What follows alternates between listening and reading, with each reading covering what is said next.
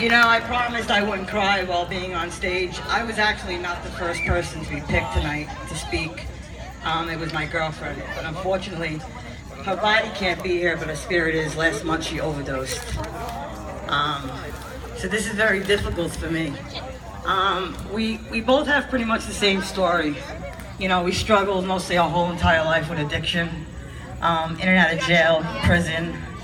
You know, coming out of prison, hard time finding a job. You know, that's really difficult when you're a convicted felon. People don't want to hire you. You know, you have a label. Neither one of us killed anybody. You know, we never hurt anybody. But unfortunately, when you're a convicted felon, it's really difficult to find a job. You know, right before my girlfriend passed and decided to take her will back and use again, she was really depressed, you know, because she got a job, she loved her job, you know, and then they did a background check and they realized that she had felony, and they fired her, you know, for the third time in a row. So it became really discouraging, and she picked up one time, and she overdosed and died. To those that are struggling with this disease, there's a better way. You don't have to use, you really don't. You know, in about a week and a half, I'll have 6 months clean back, and you know, God willing, with the support of all my friends, you know, especially Alif, she's amazing. You know, she held my hand through the whole grieving process. I still grieve every day. You know, it gets a little easier, but everything reminds me of her. This disease is not a joke. You know, people die every day, especially on Long Island. It's crazy. These young kids are shooting this fentanyl like it's okay. You know, it's a suicide mission. You know, they say for every 20 people that get high on the dope that's out right now, 2 people die. You know, and it's the statistics are pretty messed up. You know, I'm here to tell you that there is a better way.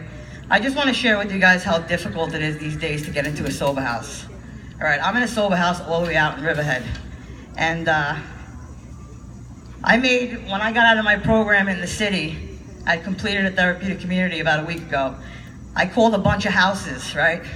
And they all had the same response. Can you collect public assistance? Yes. Okay, do you have the ability to work? Yes. Okay, well, go down to DSS. DSS will allot us a certain amount of money, but then you're still responsible for another $600 a month. Okay? Right now, people think that this disease needs to be fed off of, and it's not fair. You know, it's not fair. The whole purpose is to help us. You know, help us. Of course, it costs money to run a house. Absolutely. You know, but people are trying to get rich off of it, and it's not cool. It's not fair. I can't tell you how many houses that I couldn't get into because they thought me right out of a program. You know, I had thousands of dollars to move into a house, sharing a room with 3 other people. You know, a lot of these houses are getting ready to shut down, and I'm grateful for it. You know, I'm just hoping that other people open up some healthy houses. You know, I'm very fortunate. I'm back in Riverhead. The recovery out there is amazing. Recovery out on all of Long Island have all amazing areas. You know, but I'm reunited with some really awesome people that when this journey started for me 3 years ago again, I had a good foundation, you know, and then things begin to happen, you know, and it's all about how I deal with it. You know, this time I had to make a choice. And the thing was, I had to be completely, brutally honest about everything. No matter what, just be honest. You know, nobody's here to judge us, and if the people that are here to judge us, then just walk away from them, and that's okay too. You know, but I'm extremely grateful. You guys have a lot of entertainment coming on. Drea, I love you.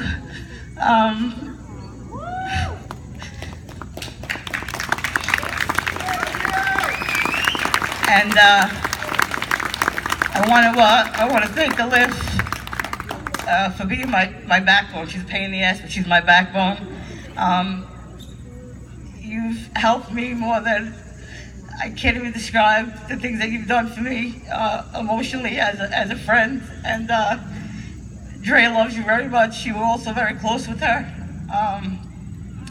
And I have a friend out here, her name is Megan, and it was her birthday a couple days ago. Everybody say happy birthday to Megan.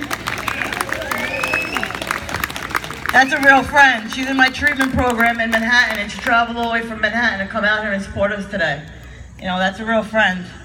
You know, Cherie, I love you. All right, I wish I could say I love you to everybody. I got my friends over there at that end. Jimmy, Joey, I love you. Kelly, I love you. I love everybody. If you're struggling, please, if you don't know what to do, if you want to talk to me, I'm here. I'll give anybody my phone number. If you're a parent whose child is struggling, please, I'll give you my phone number. I'll do anything to help. And that's how this program works. We help each other, and we fight this disease. All right, good night, everybody. Have a great time. Give it up for Michelle, everybody. Very touching, baby. Wow.